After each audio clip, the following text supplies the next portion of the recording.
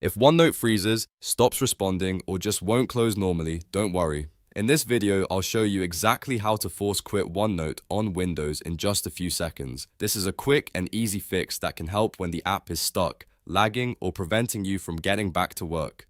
If this tutorial helps, make sure to hit the like button and subscribe for more simple Windows tips and app fixes. Let's jump right in. The fastest way to force quit OneNote is by using Windows Task Manager. On your keyboard, press Ctrl Shift and Esc at the same time.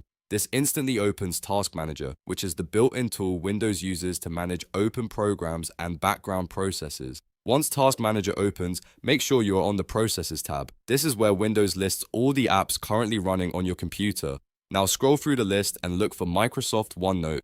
Depending on how your system displays it, it may simply say OneNote or Microsoft OneNote. When you find it, click once to select it. With OneNote highlighted, right-click on it and choose End Task from the menu. You can also use the End Task button in the top right corner of Task Manager if you prefer. As soon as you do that, Windows will immediately close OneNote and stop the frozen process from running. If OneNote was stuck, this should clear it out completely and let you open it again fresh. This method is especially useful when the normal close button doesn't work, the app is not responding, or OneNote is taking too long to shut down on its own.